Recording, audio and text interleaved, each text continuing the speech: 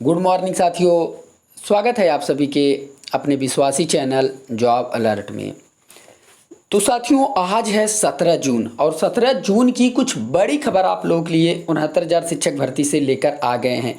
जैसे कि साथियों आप सभी लोगों को पता है, जो सरकार के द्वारा मॉडिफिकेशन अपील दायर की गई है उसकी सुनवाई की डेट अब सुनिश्चित हो गई है। किस दिन सुनवाई होगी अभी हम आपको बताने वाले हैं, जो कि रिजवान अंसारी जी के द्वारा ही बताया गया है। साथियों, आज की सबसे बड़ी खबर मॉडिफिकेशन की अपील को लेकर है। साथियों, मॉडिफिकेशन के अपील पर बीटीसी भाइयों का भी अपील दायर हो गया है। तो जो रिजवान अंसारी और बीटीसी का है, एक ही दिन सुनवाई होंगे। साथियों, भरांक के मुद्दे को लेकर एक नई खबर सामने आ रही है कि अब शिक्षा मित्रों की ही तरह से जिस प्रकार से शिक्षा मित्रों को भरांक मिल रहा था हर वर्ष के हिसाब से 2.5 अंक का, अब उनको भी शिक्षा मित्र की तरह से ही भरांक उनको भी 2.5 अंक दिया जाएगा। ये कैसा मामला है आपको आगे दिखाने वाले हैं और ये मामला किसके द्वारा रखा गया है, सारी जानकारी आपको इस वीडियो में बताने वाले हैं। तो साथियों, ज़्यादा देर न करते हुए हम आप लोग को लेकर चलते हैं खबर की ओर। वीडियो पसंद आए तो प्लीज़ साथियों एक लाइक जरूर कर देना। तो चलिए साथियों, सबसे पहले हम आप लोग को दिखाते हैं भरांक वाले मुद्दे को लेकर अहम खबरें कि शिक्षा मित्रों की ही तरह उनको आखिर क्यों भरांक दिया जाएगा, क्यों जो है इनके डाटा को भी मांगा जा रहा है, क्यों उनके ऊपर भी अब सोचा विचारा जा रहा है। तो चलिए हम आप लोग को सबसे पहले यही खबर दिखाते हैं भरांक के मुद्दे को लेकर भाइयों। तो भरांक के मुद्दे पर हम आप लोग को खबर दिखाते हैं। तो यहाँ देख लीजिए, प्रयागराज इलाहाबाद हाई कोर्ट ने 69,000 सहायक अध्यापकों की भर्ती में परिषदीय विद्यालयों में पढ़ा रहे अनुदेशकों के भी 2.5 अंक प्रति वर्ष के हिसाब से भरांक वेटेज देने की मांग को लेकर दाखिल याचिका पर राज्य सरकार एवं अन्य से जानकारी मांगी गई। तो साथियों, जो याचिका दायर की गई थी उनका कहना था कि जिस प्रकार से शिक्षा मित्रों को भरांक दिया जा रहा था हमें भी भरांक दिया जाए। ये कैसे पद है, जैसे कि आप देख रहे हैं कि अनुदेशकों के ने भी जो है 2.5 अंक भरांक जो है पाने की मांग की है। यह आदेश न्यायमूर्ति रोहित रंजन अग्रवाल ने अनूप कुमार और 20 अन्य अनुदेशकों की याचिकाओं पर अधिवक्ता उदय नारायण खरे को सुनकर दिया है। तो यहाँ आप देख रहे हैं कि इन सभी अनुदेशकों की याचिकाओं पर सुनने के बाद ही यह मामला लिया गया है और इसकी जानकारी भी मांगी गई है। आगे बताया गया है, एडवोकेट उदय खरे का कहना है कि याची अनुदेशक के तौर पर पिछले 7 वर्षों से प्राथमिक विद्यालयों में पढ़ा रहे हैं।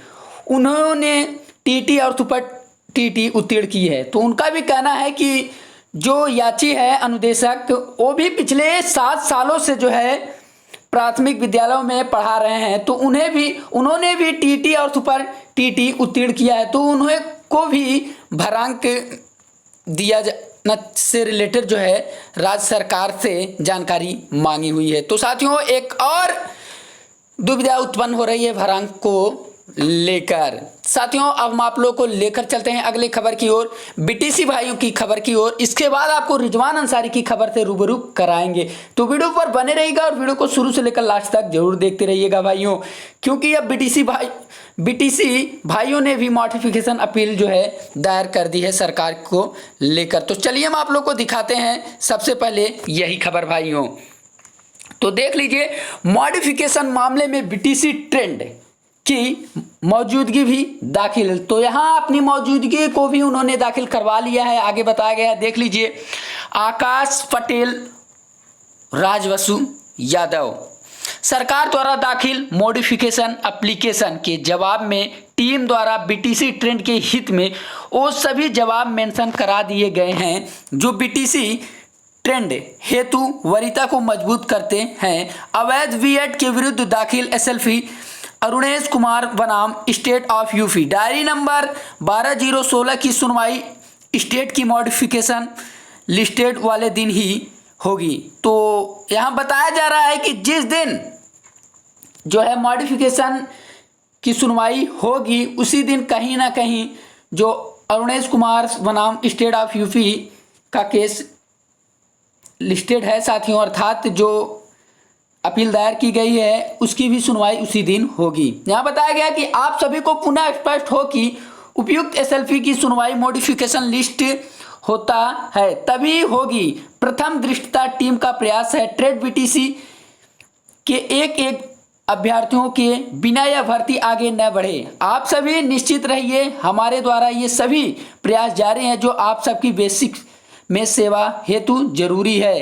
तो यहाँ जो है बीटीसी भाइयों के लिए जो है कदम उठा लिया गया है, किसके द्वारा आप देख रहे हैं, आकाश पटेल बनाम राजवसु यादव, जो कि बीएड विरोधी टीम संघर्ष सर्वोच्च न्यायालय के द्वारा बीटीसी भाइयों के लिए भी जो है कदम उठा लिया गया है। अब हम आप लोग को आगे लेकर चलते हैं टीम रिजवान अंसारी की खबर की ओर। इसके बाद आगे की खबर आप लोग को उनके पोस्ट के बाद कुछ अहम खबरें आप लोगों से साझा करेंगे। तो सबसे पहले आप पे रिजवान अंसारी की तरफ से जो पोस्ट के माध्यम से खबर आई हुई है, इस खबर से हो जाइए रूबरू भाइयों। जैसे कि रिजवान अंसारी की जो एसएलपी है साथियों कल दायर हो गई थी लगभग 12:30 बजे के आसपास। सॉरी भाइयों, जो रिजवान अंसारी का रिप्लाई ऑब्जेक्शन था वो दाखिल हो चुका है। यहाँ साथियों बताया जा रहा है, देख लीजिए, मां सुप्रीम कोर्ट की कल यानी 17 जून की काज लिस्ट जो है जारी हो चुकी है। साथियों जो 17 जून तक काज लिस्ट सर्वोच्च न्यायालय के द्वारा जारी हो चुकी है, इसमें अपना जो है केस मेंशन नहीं हुआ है, लिस्टेड नहीं हुआ है। तो अब मान के चलिए 17 जून तक कोई भी सुनवाई अपनी नहीं होने वाली। अब बचे हमारे पास 2 दिन साथियों, 18 और 19 दिन। किस दिन सुनवाई होगी बताया गया है, बने रहिएगा वीडियो पे। लिस्ट में 69,000 एटीआर का केस लिस्टेड नहीं हुआ, इसीलिए 17 जून को मॉडिफिकेशन की सुनवाई नहीं होगी। आज जो है मॉडिफिकेशन की सुनवाई नहीं होगी। संभवतः 18 जून को मां जस्टिस यूयू ललित जी की बेंच नहीं बैठ रही है, इसीलिए अब सिर्फ 19 जून ही जो है सुनवाई की संभावित तिथि शेष है। साथियों जैसे कि कल बताया गया था कि 18 तारीख को जो है यूयू ललित जी की बेंच बैठ रही है और इन्हीं की बेंच में अपने ही 69,000 शिक्षक भर्ती की सुनवाई होगी।